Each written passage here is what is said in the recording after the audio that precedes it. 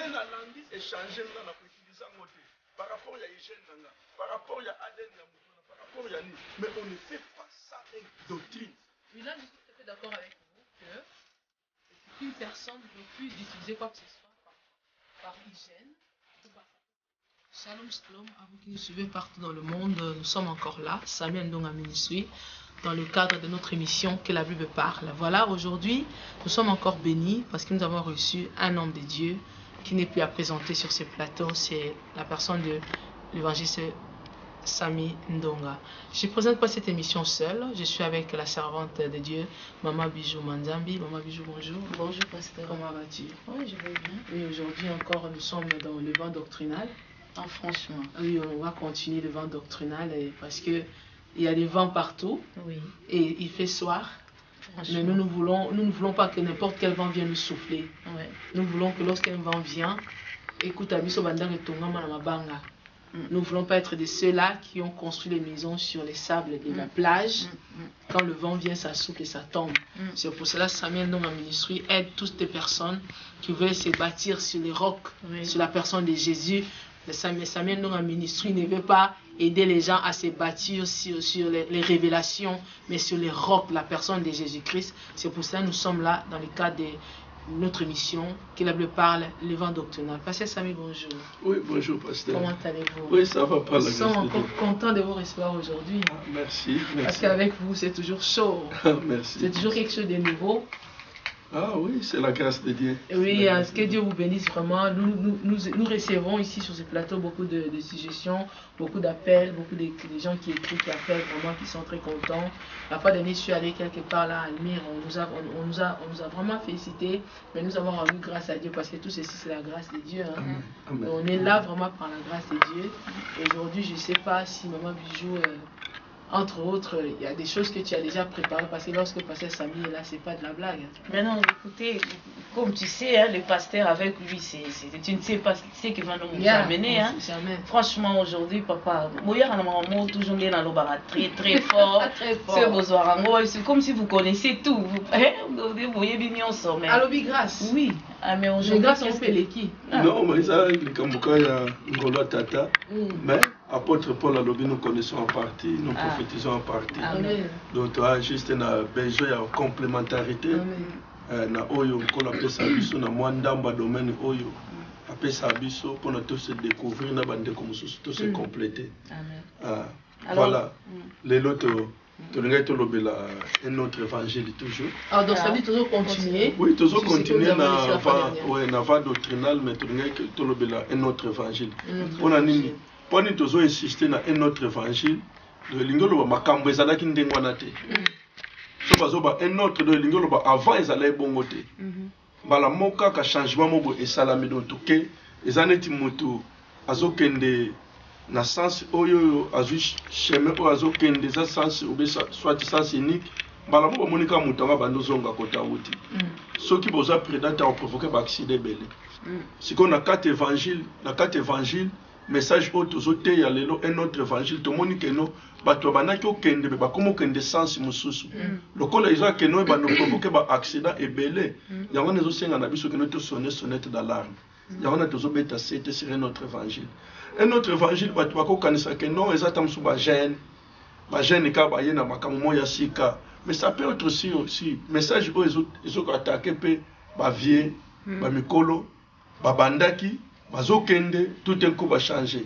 Papa Sikoyo, mais un autre évangile, c'est un verset de la Bible ou bien c'est vous qui constatez qu'il y a un autre évangile, il y a moi, vous avez donné à votre thème un autre évangile où ça se trouve dans la Bible. Oui, apôtre Paul a ABC Bagalate alobi nazoka moi que no bokende botika message ya grâce bokende mbala moko na un autre évangile ote kolobango déjà la fois passée tu évoquais yango la fois passée mais na cours ya nino ya émission na biso to lukato to évocango. Parce que moi je me suis peut-être dit que dans Minové, peut-être que tellement beaucoup de choses se disent dans le vent doctrinal. Vous avez peut-être pensé que bon voilà, on dirait makamoi comme makamou sousou ya moi on peut si on peut mais naïbi question de la Bible c'est parce que comment la Bible peut parler de l'autre évangile ça veut dire comme vous avez dit au début ça veut dire que évangile moi il fallait que zala museye sika ah oui c'est comme pasteur aussi que na ba scandale aux ça la malelo dans l'église dans le christianisme c'est que c'est déjà par rapport à l'autre évangile ah oui il y a un Galates chapitre 1 Galates 1 ouais na verset 6 pour atteindre que Bible on moko loba oui Galates 1 verset 6 j'ai lu au nom de Jésus amen la Bible me dit ceci je m'étonne que vous détourniez si promptement de celui qui vous a appelé par la grâce de Christ pour passer à un autre évangile. Amen. Donc, apôtre Paul azokamwa, alobi nazokamwa que bino bo se détourner, nde nalobaki mutazo kende boye par l'évangile de la grâce. Azokende boye mbala mwana mutanga bando zonga.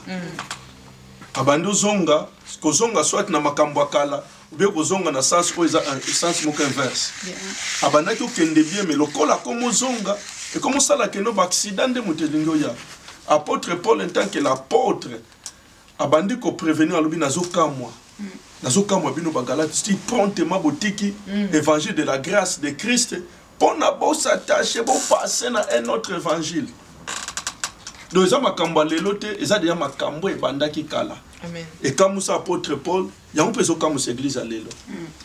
Donc un autre évangile, ils ont comme ça église à l'élo.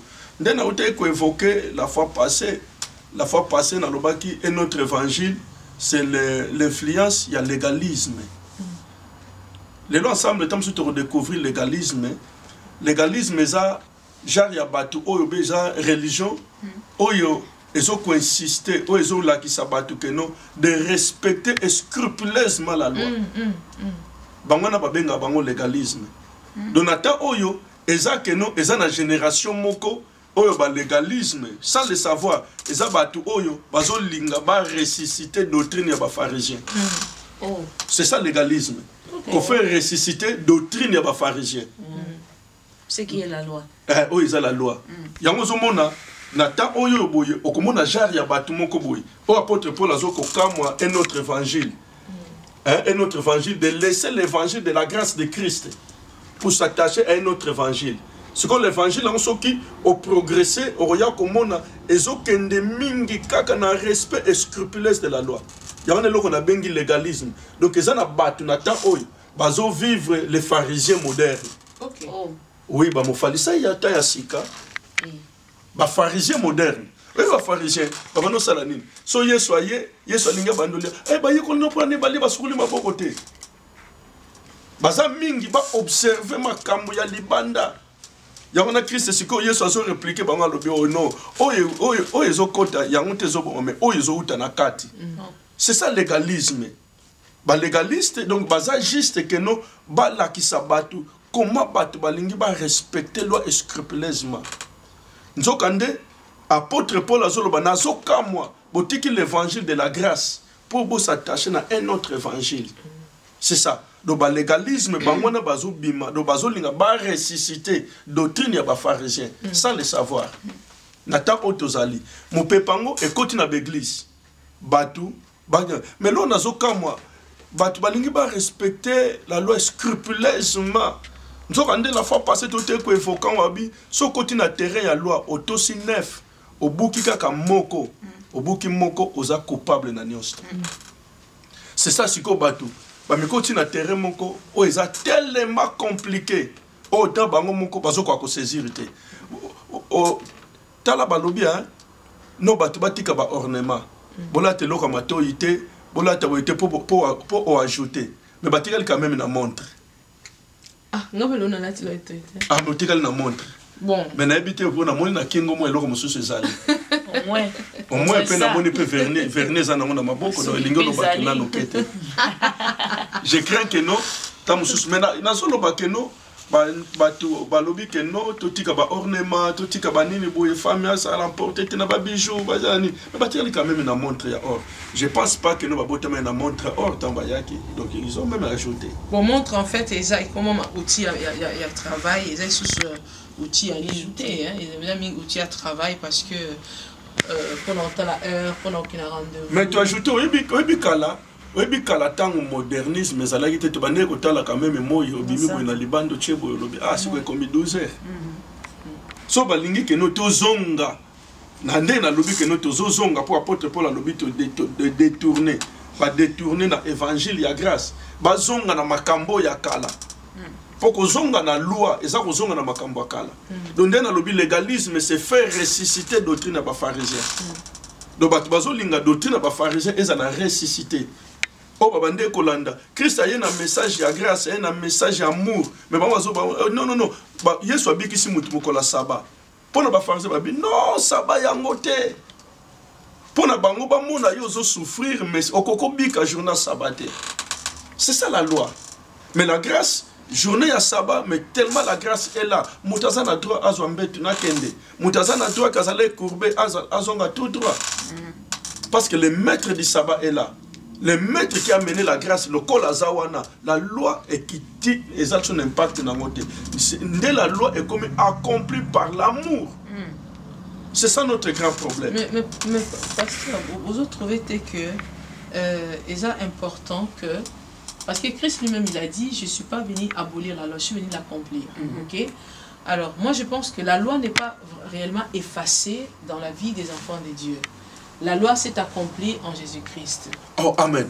Donc la loi est accomplie en Jésus-Christ. Oui. Mais comment mutu akoye kolongola la personne ya Christ oyo accomplir en nous-mêmes. Même Moïse oyo yaki na mobeko dès le premier jour temps ya kwesango. Yeah, mais le problème, mon problème c'est à ce niveau. La loi est accomplie en Jésus-Christ, mais ne veut pas dire que on ne va plus se sanctifier, on ne va plus se repentir parce que Christ a accompli la loi. Il y a certaines choses où moi, il faut le lenga ko tambola, le lenga ko zala, le lenga ko paraître pour na kolanisa kota sama kolanisa manandengi Christ. Il faut y aller pour que en fait que cette loi au Christ accompli, c'est et quoi que se manifester na vie na ye. Les grands problèmes les animes. Les grands problèmes ça ba pharisiens tant bazo présenter la loi, on les présente libanda ya Christ. Christ est face à un centre. Ce qui mutu aza en Christ, qu'on vivre naie, modèle naie, marque naie est comme Christ. Mais il y a ce qui légalise mesure de place, on impose. Bache batu makambu. Oh, bazo cha Yesu centre. Mais pasteur, makambu sona mo bazo pekisa batu, mais il le fait au nom de Jésus. C'est pour lui que bache Yesu na centre, mais bazo salango au nom de Jésus. Il ne fait pas pour leur gloire, il ne faut pas. Il le faut bazo salango moni devant la loi. Apôtre Paul a ce qui est plus loin à lobby, la loi est ça qu'on a deux ministères, la condamnation. La mort et la condamnation. Puis la loi nous montre que nous tous nous sommes des coupables. Romains 3:19, il y a un lobby. La loi, devant la loi, et ça qu'on a de montrer que nous tous nous sommes des coupables.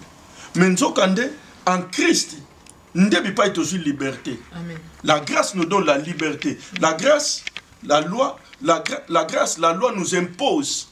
Mais la loi propose, la loi et la grâce fait un don.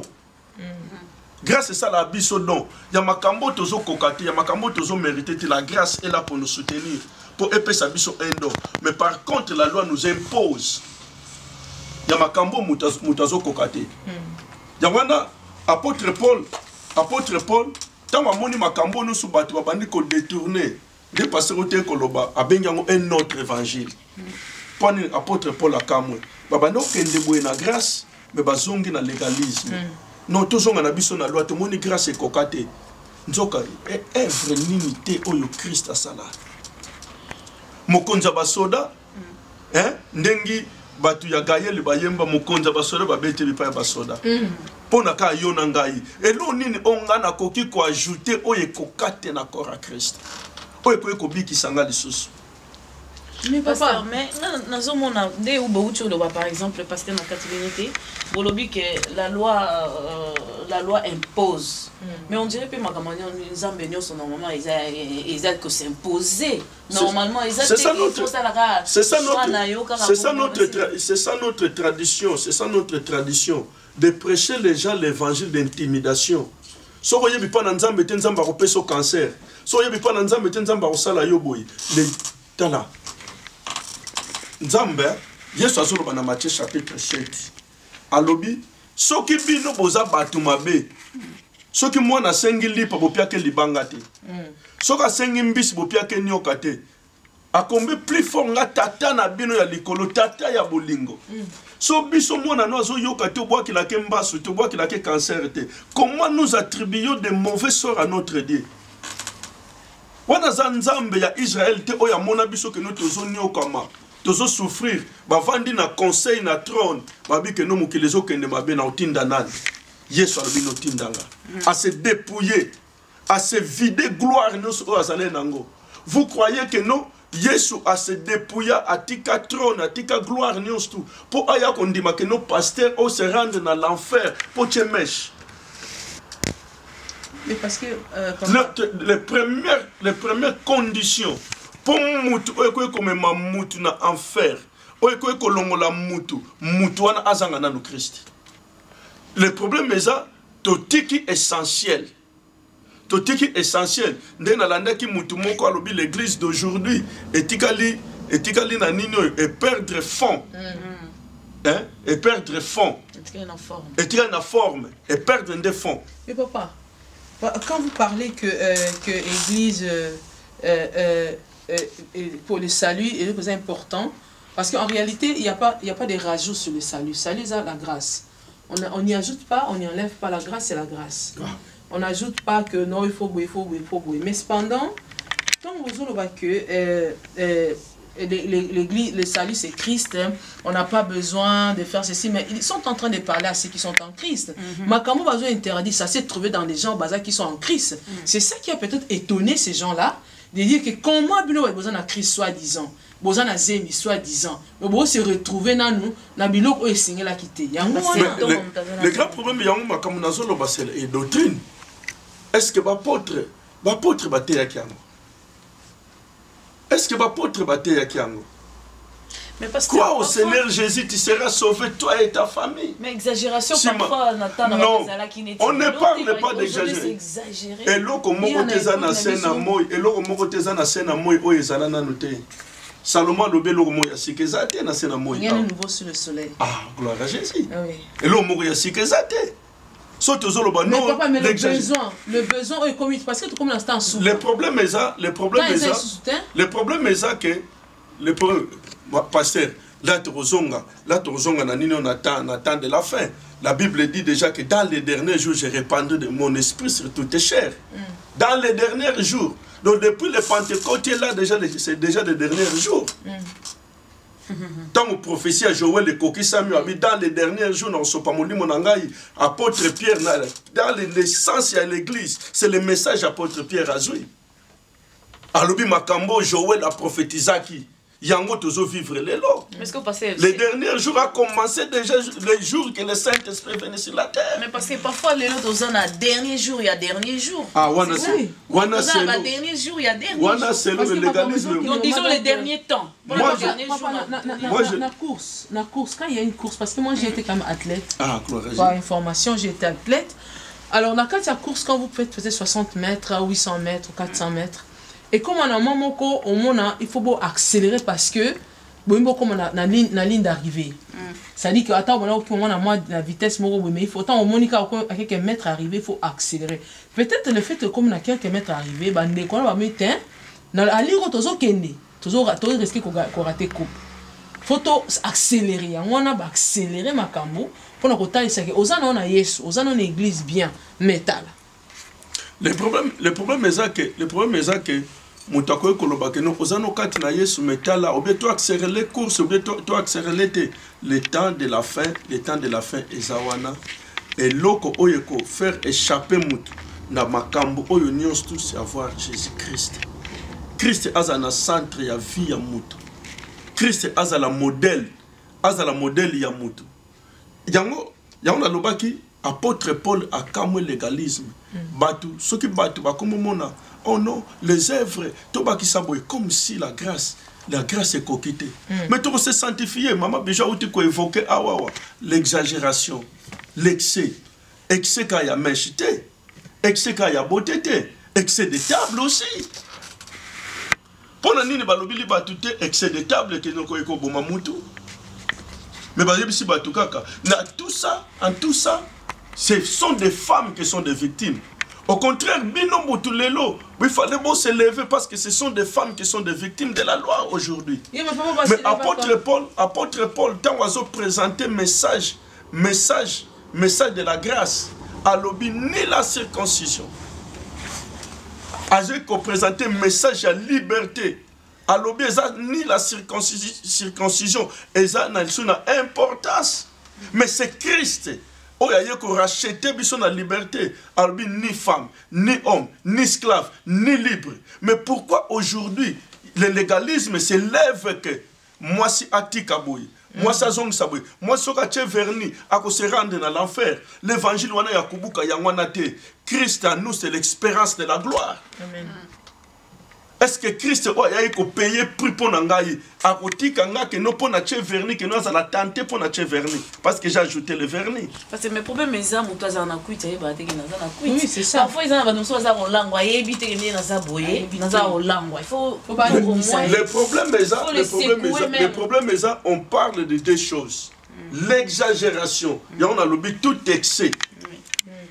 Tout excès de table, excès de bouillie, excès de bouillie. C'est ça, tout ça la part des choses. L'excès n'a qu'à utiliser parce qu'on ne l'a pas fait. Papa, pendant que vous êtes en train de parler, il y a une pensée qui m'est arrivée.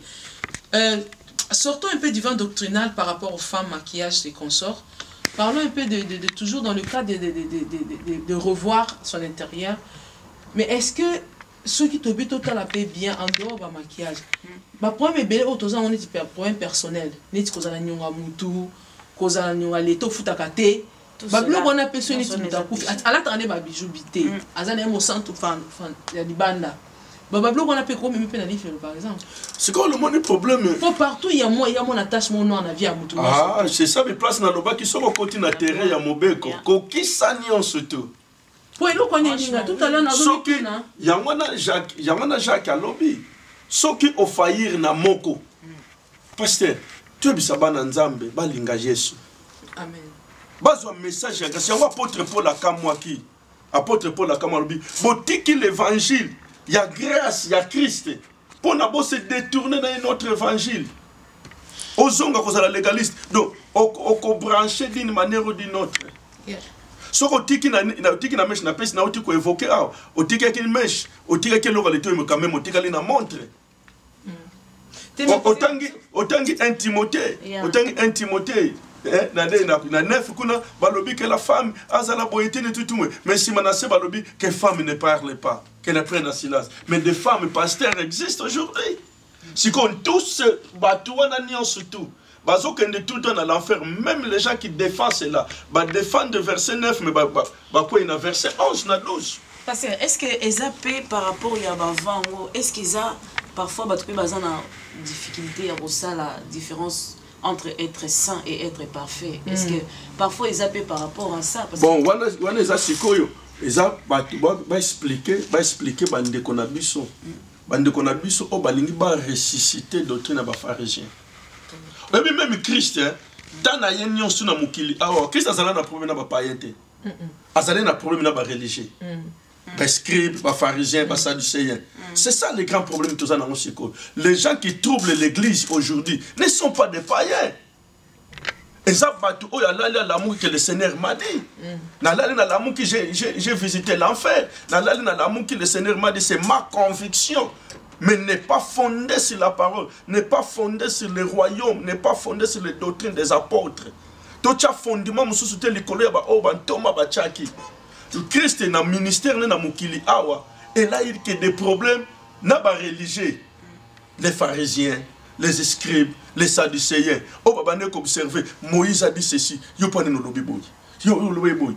Pour nini boyete. C'est ça. Il y a un bilo bateau na bande ko observer. Il y a un avant où ils ont troublé l'église lelo. Bananzambe ba yebi susute. Je m'étonne que non les gens qui ont manifesté la puissance de Dieu, l'onction de Dieu. Et makambo oyo souvent et y a ka mingi na bateau ba banda ko défendre la délivrance kala. Est-ce que lingalia omoni oyo boy eza demo ya boy. Lelo boye avant toute la émission que non ba soki bakabelo que non ba indien mutu bachakango tant to yebakango te. On n'a vu jamais des moiseaux réclamer kabelo.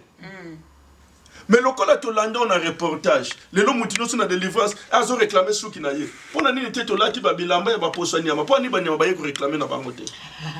Tu as dit que sapat, tu as dit croco pasteur, tu as dit que nos crocodiles, ils ont réclamé. Le problème qui est là, kolata croco, kolata nini, c'est des animaux, mais eux ils ont momotamoto. Parce que même scientifiquement parlant, les ongles, les cheveux, c'est des choses où ça va moto parce que dans le ceux qui on peut trouver l'ADN. Dans le mandat qu'on peut trouver l'ADN. Donc ça dit que lorsque on l'a dit ceux qui a mutu to mandat ka mutu, ils ont vraiment que aussi moto on l'a tiré. Comme mandat il y a plastique les ali pasteur prendre nos na oya mutu. Yo so il y a plastique. On va fonder ba salon il y a plastique et ça toujours le sous. Mais pasteur écoutez, il y a plastique et ça na ADN ya mutu te pasteur. Non papa yoka, on l'a là bon, neti ngamo personnellement. Ngai si on a là, c'est pas parce que j'ai écouté un message. Moi, je suis passé par la mode. Je sais quand est-ce qu'il faut mettre la boucle d'oreille, quand est-ce qu'il faut mettre la montre, quand est-ce qu'il ne faut pas. C'est pour ça. Moi, je ne suis pas là par rapport à... Non, ils ont doctrine, parce que toujours on a doctrine. Si on prend mes amis, que Kabelo, parlant vraiment de Kabelo, Nazana contre tes amis comme conviction. Mais tout le monde parce que nous sommes tous là, pas pour la gloire d'une église, d'un ministère, mais pour Christ. Amen. Comme c'est pour Christ, il faut tous en dévoler. Il faut tout avoir un équilibre. Tout balancer. Donc, l'équilibre, c'est que, comment bolongwe na évangile pour l'évangile de la grâce de Christ. Pour aller dans un autre évangile. Mais pas dans un yangwana. Si le problème, c'est que, Batouana au bazan au soi-disant bakin évangile mususu. Qu'est-ce qui prouve que bazan évangile mususu biso to tika évangile mususu? Mais prouve-moi dans la Bible que non kabelo. Dans le un autre évangile. Dans l'évangile de la grâce qui a dit que non le témoignage oyo mutu alobi c'est plus vrai que la parole. Le grand problème que non l'authenticité de la parole. Awa tozolo ba bandana uti awa na utolo ba awa je n'ai jamais nan na lobili finangate. Non, la lobby via passer trésor, la lobby via maman bijouté. Témoignage personnel, les attentes pour édifier mais le témoignage de la parole. C'est ça. Même Christ est envoyé, Azoui Bissaba disciple, il y a Ebissi Bango, vous êtes déjà pire à cause de la parole. Mais pasteur, si vous batou, batiki parole, batiki ko fondé foi na bango na ba témoignage. Et émission moko et les gars qui na Brésil na yé nango na commission doctrine. Là ata ange yé na l'école l'apôtre Paul a bêti Satan lobi même si un âge bakoyi ko ya pour ba édifier yo pour na ba changer comme conviction na yo que non ndenge na lande pesinga somo ndenge na landi échanger nga na ko utiliser ngote par rapport ya hygiène nanga par rapport ya ADN ya mutu na par rapport ya nini mais on ne fait pas ça une doctrine. Oui, là, je suis tout à fait d'accord avec vous qu'une personne refuse d'utiliser quoi que ce soit par hygiène ou par sa propre conviction. Non pas par doctrine. Là, je suis tout à fait d'accord avec vous. Parce que la doctrine que nous sommes fondés, c'est la doctrine des apôtres. Ah, gloire à Dieu. On ne sort pas, on n'entre pas. La grâce n'a pas de rajout. La grâce, c'est la grâce. Le salut, c'est la grâce. On n'y ajoute rien. Mon problème, c'est à un niveau, il y a cadrer un peu. Moi, certaines structures, dans l'église, dans la Zambie. Moi, structure moroboué. Parce que l'équipe est Nelo. Non, le problème, pasteur, le problème, il y a l'ordre, on n'exclut pas l'ordre. So, tellement quand apôtre Paul parle pour l'ordre. Ordre pour la bouille, ordre pour la bouille, ordre pour la bouille. Mais on ne fait pas ça une doctrine. Et sa doctrine, la doctrine, c'est la parole. Mais les doctrines qui sont fondées par les médias. Batou batalaki on a landaki émission mo je le prends na commission média na commission doctrine mo na église na commission doctrine batou nyoso bandi melango. C'est ça un autre évangile. Et papa, qu'est-ce qui fait que malgré Bazoya a un autre évangile, mais au moins Bazan a nombreux des hommes qui les suivent. Bazan a peuplement boé parfois au biso de Zana monté. Oh mais le grand problème est que bon yo ba biso que nous batino so badera qui na ministère à Jésus. Les pharisiens ont resté puissants. Ti même Yesu akufi ba pharisien ba changer kité. Nicodème ayaki na butuka ko tuna ke no to yebi ko wuti bi pa na Nzambe. Mais les pharisiens, ils sont restés actifs. Même si Yesu a confié à ceux qui, apôtre Paul a persécuté l'église de Jésus, déjà ça a Donc les pharisiens, ils ont resté actifs. Et moi, je peux les Gamaliel, où il y a tranché Makambouya, Bantoma. Les pharisiens, ils sont restés actifs. Mais pasteur, au moins, à part que les pharisiens, les pharisiens, mais au moins, nous sommes au temps de la fin. On attend, la dernière ère, il y a temps de la fin. Il y a toujours parcouru. Mais vous, en tant que pasteur, tout ça arraché pour bateau qui n'est parfois par ignorance koyo rabino koloba c'est que baolanda par ignorance parce que bateau baolanda pe bazar quelque part dans l'ignorance que tout ça ndenge pour toi arracher bateau le problème est que maman Bijou ko arracher bateau wana et ça nanu bien mais tout le bas fond ya makambo et bien il y a des choses ça difficile d'accepter ngana zo le ka chaque fois na plateau a kolobela ça ndeko mo abenga bande ko luka passer trésor. Abi non, parce que trésor, elle présente mission, il y a une question, il y a une pasteur, mais, aux amants de mobile, maintenant, tout le monde a été panayo. Mais, balobi, biso, batei, biso, que non, atasu, qui a ça, m'a fait katoka, tate, mais, baso, mais, ma basi, wapi. Ah bon? C'est quoi, les arabes, on a basi, bien, à mibale? Moi, mon tabenga, qui a lobi, basi, pour, mibale, bakoye, ko kata, pour, tout le monde a mibale, baso, kata, baso, salanine, mais, basi, batika, la naturel. Quelle doctrine? Oui, par rapport à Yandeko, maman Oyazo Lukanga, pour la réponse que c'est piler les aisselles parce que c'est pour rester sain. En tout cas, je te dirais, sans marcher les mots, c'est archi faux. Pourquoi je dis archi faux? L'hygiène est très important dans la vie de toute personne, dans la vie des hommes, dans la vie des femmes. Si quand on s'épile, on ne s'épile pas pour aller adorer les démons, on ne s'épile pas pour aller séduire. C'est plus pour l'hygiène. C'est très hygiénique. Vous êtes mariés, vous saviez ce que je suis en train de vous dire. Peut-être la personne qui vous a dit de ne pas le faire, si vous vérifiez bien, et même ils le font. Faites toutes choses avec conviction. Même dans Bonzambé, il y a l'hygiène à respecter, il y a la société qui est à respecter, il y a la Bible qui est à respecter. Donc, si vous voulez me voir, allez dans samuelndongaministry.com, vous allez voir les coordonnées, vous allez m'appeler ou allez sur mon Facebook, Trésor Opango Pasteur. Je suis là, je vous répondrai. Que Dieu vous bénisse, Pasteur. Par rapport au vent doctrinal qui se passe ici à Milan, de partout, même en France, j'ai appris aussi. Que pensez-vous, que dit l'esprit par rapport à cela à vous comme message? Parce qu'il n'est pas important d'en faire un séminaire ou d'en faire aussi peut-être une campagne parce que ça coule, hein. Ils ont kende vraiment, ils ont kende. Est-ce que que dit l'esprit par rapport à cela?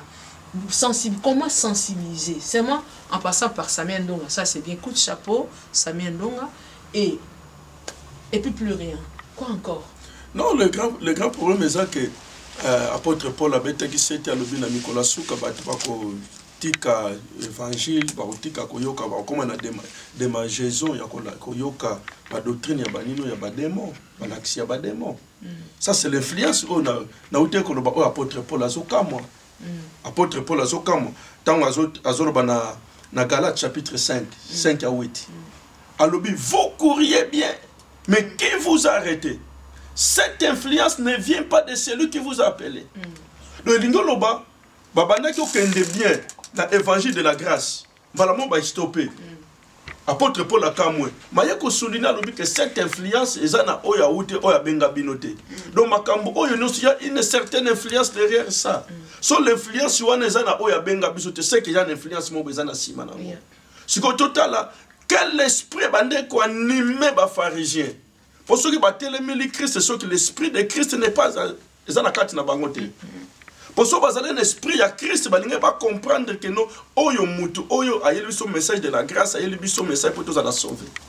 Si vous battez le Christ, c'est que nous, tout le monde a fondé sur le légalisme. Donc, bazala qui animé une certaine influence.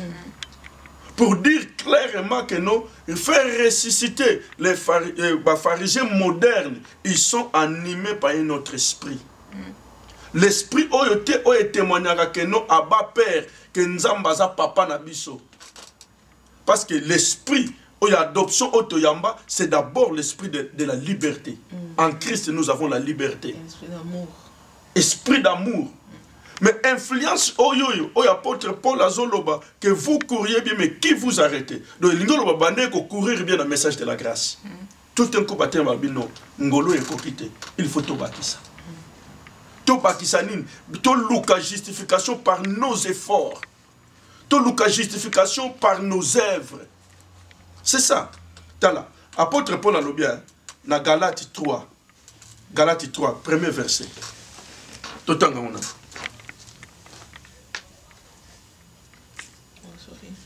Galates 3, premier verset.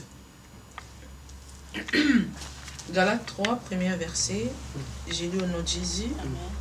Ô Galates, dépourvu d'essence, qui vous a fasciné pour vous aux yeux de qui Jésus-Christ a été peint comme crucifié. Continuez là, pasteur. Voici seulement ce que je veux apprendre de vous. Est-ce par les œuvres de la loi que vous avez reçu l'Esprit ou par la prédication de la foi? Continuez.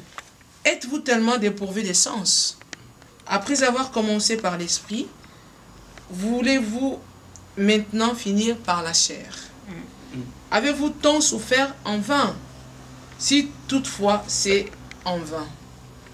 Celui qui vous accorde l'Esprit, qui opère des miracles parmi vous, le fait-il donc pour les œuvres de la loi ou par la prédication de la foi? Le verset 3, le verset 6. Comme Abraham crut à Dieu et que cela lui fut imputé à justice, reconnaissez donc que ce sont ceux qui ont la foi qui sont fils d'Abraham. Pasteur, tala. Quand le chapitre ndenge ezokende, ezolamusa molimo basakoli. Que nous monons que nous, c'est par les œuvres de l'esprit. Vous avez reçu l'esprit. Vous avez fait donc non par les œuvres de la loi, mais par la foi. Mais légalisme, ils ont nié makambo nion surtout. Les fils d'Abraham, non selon la loi, mais selon la foi. La grâce. Hein, pasteur? Ngoluana, toyambi l'évangile, les miracles sont opérés par l'esprit, par la puissance de l'esprit, par la foi. Non par la loi. Mais pasteur, grâce à moi, ils ont sabbat. Le problème est que yangoana malgré que ngolo ezoko ça te pour mutu azana yesu akosa maraté parce maman. Moi sur azana zemi, moi sur azana zemi. Moi sur azana zemi. So ki ata batu balobini ye munko yebi etana ye kitine nazali nazana ngobi nazana ngote. Okoko sabat moko sa conscience note moi sur azana zemi ata nini ata bolie na ye mabele ata bolie na nini ata changer nini ye moko yebi kitine nazana semence. Le grand problème est ça que nous tala tout est le changement. Tout est le changement. Il y a des gens qui défendaient, oh non, l'onction, je délivre, je fais ceci. Mais après un temps que nous, on nous a allé à qui mettre dans le salango. Mais quelle puissance que j'opère des miracles. Il y a un apôtre Paul à Zoloba. À toute une question, celui qui opère en vous des miracles, il le fait par la prédication de la foi ou bien par la prédication de la loi. C'est ça notre grand problème. Nazala qui fondait la nini. Les miracles, les qui opéraient comment? Voilà pourquoi que non, ils ont makambo belé de l'homme de Demokalobaki, il y a des doctrines, il y a l'évangile. Oyo et pambo libiso et kango libiso et changer ma vie na biso des années. On a expérimenté la main de Dieu, l'intervention de Dieu dans le domaine union tout. Quand tout un coup il m'a changé. Dans ce cas, on apôtre Paul la mais pasteur, ne trouvez-vous pas que il y a aussi un problème d'amour, manque d'amour dans tout ce qui s'est dit, parce que en tant qu'un enfant de Dieu, hein, moi personnellement, je ne suis pas, je n'ai pas ce cœur de pouvoir ko kangelo ko na motema ko laksake ezanenga ou bien na leki ou bien na te. Je me dis peut-être que ceux qui mutu azo ko beta c'était ne loko moko, il faut qu'il y ait aussi l'amour dans tout ce qu'il est en train de faire. Parce que sans l'amour, on ne peut pas pouvoir gagner ou atteindre le but, voilà, dans le Seigneur. Tout ce que nous faisons en Christ, ici, il n'y a pas d'amour. Parce que nous connaissons en partie, nous prophétisons en partie. Tant que nous avons makambu, tant que nous avons comprendre. Abi pasteur, abi nanga, abi poso lingo comprendre que nous sommes comme secte. Par l'insistance des messages. Ndima kaka o ngana lobby yangwana kaka. Le message de Christ, c'est la liberté. Mais parce que c'est biblique, non? Bible va insister. Prêcher. Insister. Mais c'est biblique. On impliquer bango, on expliquer bango. Mais exactement, parce que c'est l'œuvre de convaincre, c'est l'œuvre de l'esprit. Christ a lobby, tant l'esprit a convaincre bino. A convaincre bino. C'est biso tozo prêcher. Mais son moni monte système. Oh yo kaka boine tout tout. Quel est le sort ya moyibi wana zalé na foi? Dernière minute devant les hommes, c'est ba moni qui était mouto ya que tout droit. Mais papa, le problème c'est que moyibi na croix n'est pas azaki ngolu mususu ya zwaki. Et que Golu mususu nini? Golu mususu nini? Yesu mususu. Ne Yesu mususu, c'est-à-dire que et pesa mena ki na moment wana. Pasteur, Yesu mususu. Et pesa mena ki na moment azala ki na moment na Jésus. Mais pour l'instant biso tozo zela ko ya Yesu. To côté na adoration balobi il est le même. Ne mais papa, tu vois il est azandenge moko. On a pesio possibilité moko ya ko. Soki apesio possibilité ya ko yambe lokola mo konzi mo biksi de le reconnaître. Au moins le grand problème est anini. Soki lelo boye ndena na minute oboye na yambie lokola mokonzi pe mobikisi me bandeko bazolanda biso lokola mokonzi pe mobikisi so na yambie na moment oyo liwa ezunga na kei peu importe toyebaki lobby azalaki muyibi toyebaki ce qui compte na minute oyo. Mais papa wana eza tout à fait normal parce que oyambi Yesu occasion à cause de c'est tout à fait normal. Mais ce qu'on bandeko bazo occasion ya ko se repentir. Occasion à abandonner le mal. Nana yebishi au pasteur que no que mutu oyo que no a eu occasion ya ko continuer ya nino. Et puis repentance, c'est ça repentance. Repentance ça commence ya ko croire Jésus Christ comme Seigneur et Sauveur. Babi na mutema pa ibandima kana bibi pa ba confessaka. Notre grand problème est anini. T'as l'apôtre Paul sentinelle à lobby nasala nini aibisi tout simplement crois au Seigneur Jésus. Ce qui biso ne lobby misili lisi ya makambo nyonso longwa musala ko tchaka susu batu na présenter ko sala susu batu boyete. D'abord faire comprendre mutu crois au Seigneur. Ce qui mutu akomi na zemi ye moko siko akoma koyeba ke no fona bongisa leyete po mwana fa botama. Fona somba berceau et fona somba boy. C'est manche za na kati ne rotinda yeba démarche wana. Les gens veulent montrer les démarches sans moutaz en sémence. Parce que nous sommes sur le monde en sémence, mais à ce moment on dirait à encore on a. C'est quoi le grand problème wana? Ya wana to il dérapé parce que nous sommes en sémence, il prend son temps. Maman, faut préparer. Apôtre Paul à l'obini. Galates 4, 1 à 3. Nga nazolinga mingi Bible lobana nazolinga te kono nga na kanisa ki ou bien nga na lota ki ou bien na tanga ki livre tout tanga Bible livre par excellence. Amen. Galates 4. Ah parce que tanga kana nino ya munene. Yeah, parce que munene. OK, Galates 4. 1 à 3. Non, tangue la Bible au nom de Jésus. Mais nous sommes dans que la Bible parle. Ici, c'est la Bible qui doit parler. Le pasteur nous a amené des fondements. Lui, il reste dans le fondement chrétien. Il reste dans la doctrine. C'est pour cela qu'il veut à tout moment que nous contrôlons les Écritures. Donc, nous allons lire pour vous Galates 4. Le verset combien, papa? 1 à 3. Galates 4, 1 à 3, je lis au nom de Jésus. Amen. Or, aussi longtemps que l'héritier était un enfant, je l'ai dit qu'il ne diffère en rien d'un esclave, quoiqu'il soit le maître de tout. Mais il est sous des tuteurs et des administrateurs jusqu'au temps marqué par le Père. Nous aussi, de la même manière, lorsque nous étions enfants, nous étions sous l'esclavage de rudiments du monde. Continuez, pasteur. Verset 4. Mais lorsque le temps ont été accomplis, Dieu a envoyé son Fils né d'une femme née sous la loi, afin qu'il racheta ceux qui étaient sous la loi, afin que nous réussissions l'adoption. 6. Le verset 6. Et parce que vous êtes fils, Dieu a envoyé dans nos cœurs l'esprit de son Fils, lequel crie « Abba Père ». 7. Ainsi, tu n'es plus esclave, mais fils. Et tu es fils, tu es aussi héritier par la grâce de Dieu. Héritier par la grâce de Dieu. Donc, tant que nous avons bien, aux autres, c'est différent d'un esclave. Donc l'évangile, où il y a légalisme, c'est différent d'un esclave. En réalité, la loi n'aura des esclaves. Ça contradire. La loi n'aura des esclaves. Le Christ est né sous la loi pour racheter, pour akangola, asikola, o bazalaka na se ya mobeko, pour asikola bango, abiki sabiso tolonga na ba principe élémentaire du monde, ba rudiment du monde. Po tolonga na nino wana, ba bisiko, lokola tolongwe na makambo wana, tokomi bana.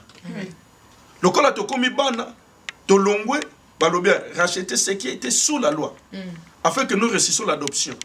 Lokola tozu adoption, tokomi banani, tokomi bana. Pe lokola tozu bana, tozu molimo. Molimo ngo na kati na biso a témoignera que nous nzamba za papa na biso. Lokola nzamba za papa, lokola za papa, donc na la esclavité. Amen. Lokola nzamba za papa na longwa na esclavagisme. Na koma libre. Yango nous sommes toujours le bango avec force. Toujours le bango avec assurance pour l'esprit témoigne à nous que notre Dieu est notre Père. Amen. Voilà, chers internautes. Nous voulons seulement rappeler à tous ceux-là qui viennent de nous rejoindre tout de suite là. Nous sommes sur le plateau de Qui la Bible parle avec l'homme de Dieu, le pasteur Samy Ndonga, le directeur de ce site samuelndongaministry.com. Nous parlons aujourd'hui, c'est la continuité du vent doctrinal sur un nouveau évangile. C'est-à-dire qu'il est en train de parler de nouveaux évangiles. Ceux-là qui avaient bien commencé, qui avaient bien cru auparavant au message de la grâce, et subitement, ils sont repartis à la loi. Alors nous avons développé ici jusque-là, il nous donne des exemples avec la Bible, avec les versets bibliques à l'appui, en fait que nous puissions comprendre que les choses qu'il est en train de dire ici, le nouveau évangile qu'il évoque ici, ce n'est pas un thème inventé ou reçu par l'évangile, ou aller chez les morts et revenir. Il a lu dans la Bible et nous venons de les lire tout à l'heure. Mais cependant, nous avons des annonces. Nous avons l'homme de Dieu qui est ici, le pasteur Samy et Ndonga, et le pasteur Jari Mouegat que nous saluons. Ils ont une invitation pour aller prêcher le 23 et le 24 mai à Almire chez le pasteur Philo sur la Pentecôte. Donc vous êtes les bienvenus à l'église Pierre Ingla de Almire, de pasteur Philo à Almire. Il sera là avec le pasteur Jari le 23 et le 24 mai 2015. Nous avons aussi une affiche d'une conférence interactive des femmes que nous appelons « Je suis femme ». Cette fois-ci, c'est la deuxième édition. Ils parleront de la femme dans la société. Et je vois sur l'affiche, il y a notre pasteur qui est dans le domaine de la société. Il travaille dans les choses de la société, le pasteur Nadine Eyongo, qui sera l'invité pour prêcher ce jour-là. Nous avons aussi notre prédicatrice Mama Tina, qui est de la foi audacieuse. Et nous avons aussi la servante de Dieu, Mama Julie, la femme du prophète Jocelyn. Et moi-même, votre pasteur Trésor, je serai aussi de la partie. Et ce sera le 6 juin 2015 à l'église Ephaï, dans la salle de l'église Ephaï, ici à Rotterdam. Les affiches sont déjà sur Facebook. Vous êtes les bienvenus. Si vous êtes femme, vous vous reconnaîtrez étant femme, vous voulez reconnaître vos valeurs, votre dignité, votre place dans la société comme africaine ou européenne. Venez ce jour-là, le 6 juin 2015, dans Interactive de Je suis femme. Que Dieu vous bénisse. Pasteur, je reviens à vous pour poser encore une autre question. Nous parlons ici des vents doctrinales pour aider l'Église de Dieu.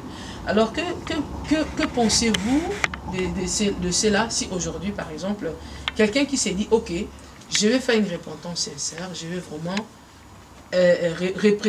être vraiment l'image qu'on me présente. Ne pas avoir ceci, ne pas avoir telle parure. Pensez-vous vraiment que si ces personnes-là, aujourd'hui, mouraient avec cette connaissance-là, parce qu'ils se privent de beaucoup de choses à cause de l'évangile, à cause de Christ, parce qu'ils ont reçu cela à cause de Christ. Parce que les gens qui prêchent, ils prêchent Christ. Et eux, ils abandonnent ces choses pour Christ, pour gagner Christ.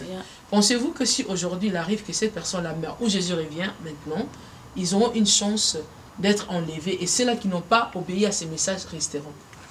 Le problème est ça que Galates 4, 8 à 9.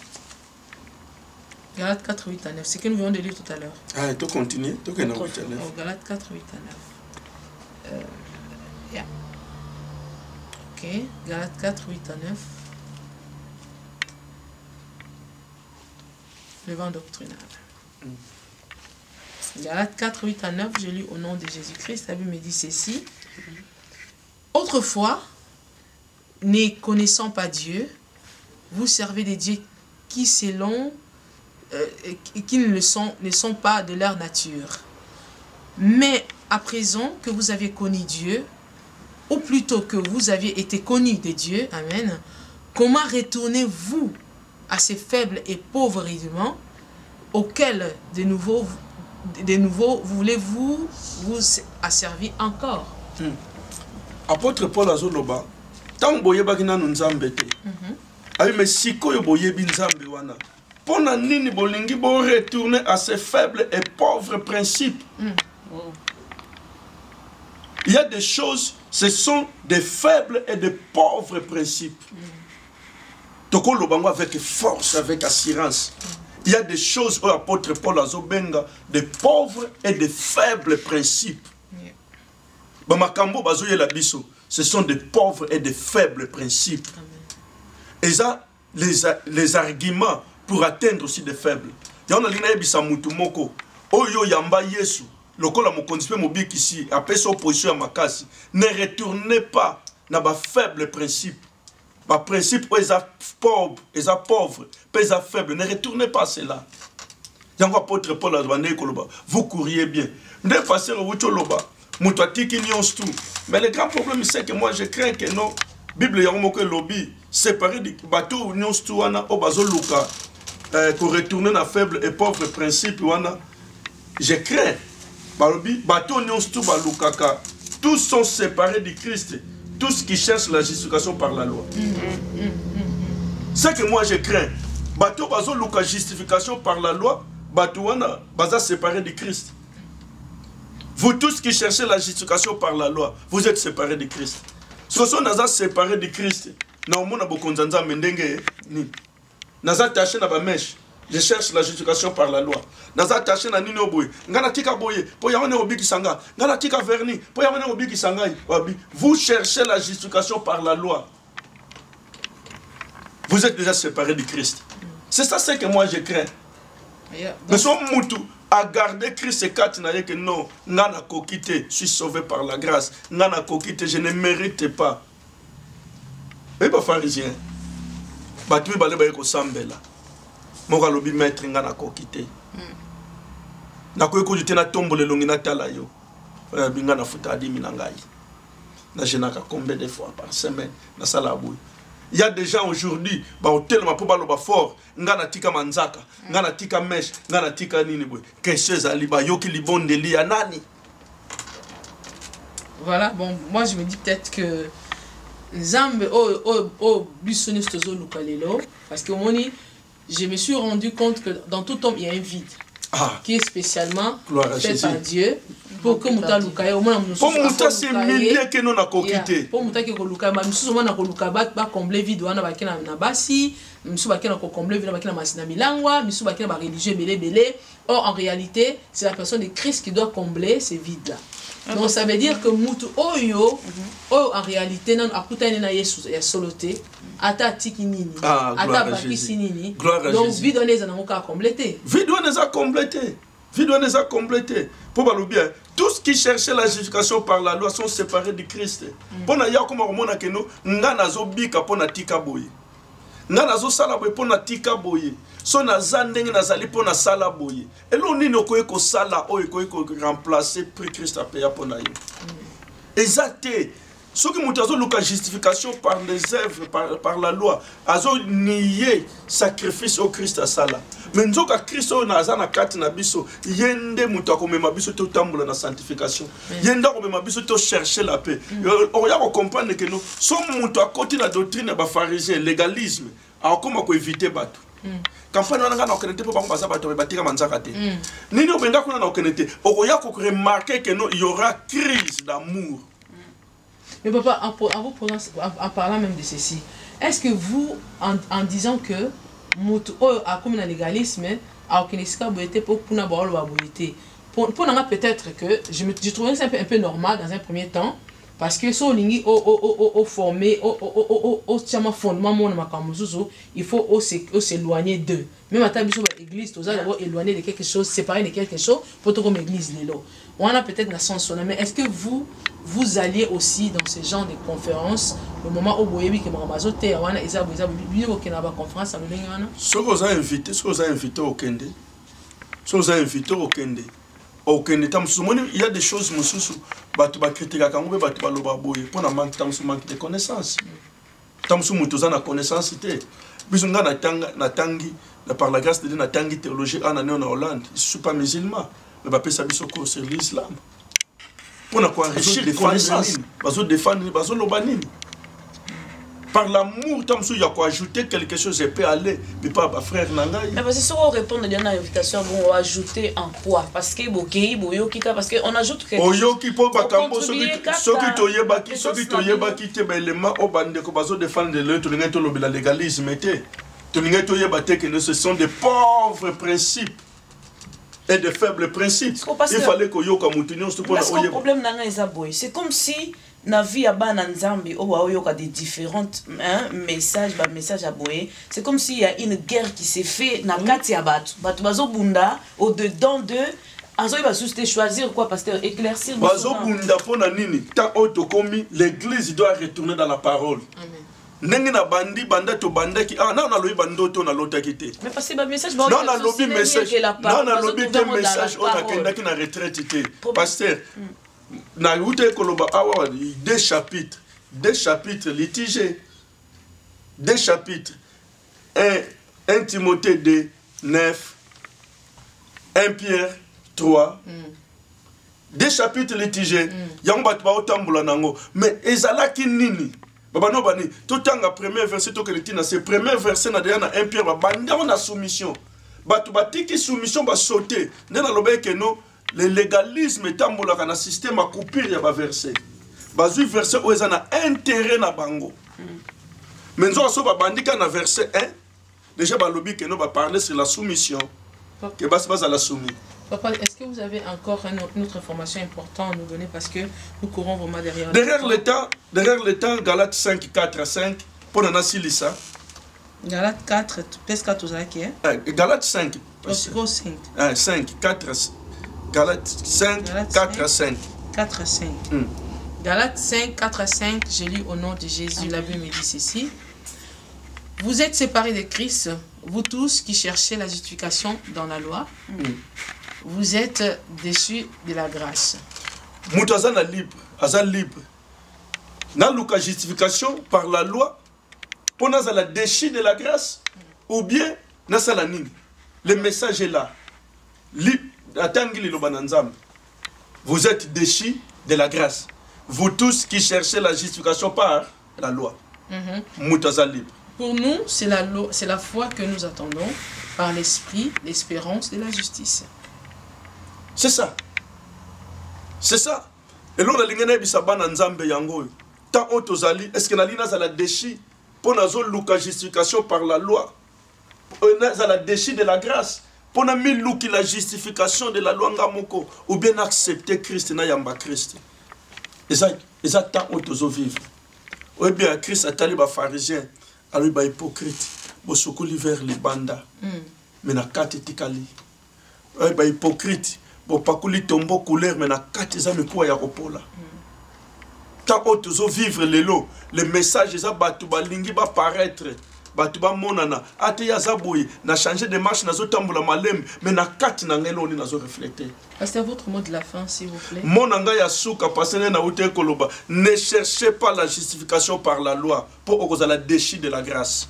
Mais zala na mulimo ya nzambe, oyo yamba molimo ya adoption oyo loba na kati na oke nzamba za tata na yo l'esprit qui crie en toi l'esprit de la liberté qui crie en toi qui témoigne en toi Abba Père que nzamba alikolo aza tata na yo ozwa droit wana no potika mesh ozwa droit wana mono potika verni ozwa droit wana po oyamba Yesu lokola mokonzi pe mobikisi alongolo na malédiction de la loi alongolo na tika boye alongolo na nino boye alinga o vivre vie à liberté.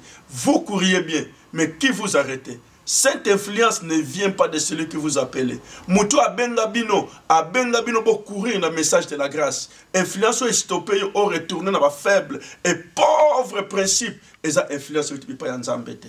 Nzamba lola. Apambola yo zolandanga. So lingo za la déchet de la grâce, Luka justification par la loi. Mais ce qui au lingo batte l'angolu, simba yesuana, pour Jésus revient bientôt. Que le Seigneur vous bénisse. Amen, amen, amen. Voilà, chers internautes, le but de nos émissions, le but de nos enseignements, ce n'est pas pour s'aimer la polygamie, les polémiques et pour s'aimer les désordres, pour s'aimer des troubles parmi les enfants de Dieu. C'est pour apporter certains éclaircissements, rester dans l'équilibre, parce que nous voulons que les enfants de Dieu soient informés. Nous voulons que les enfants de Dieu aient au moins une information.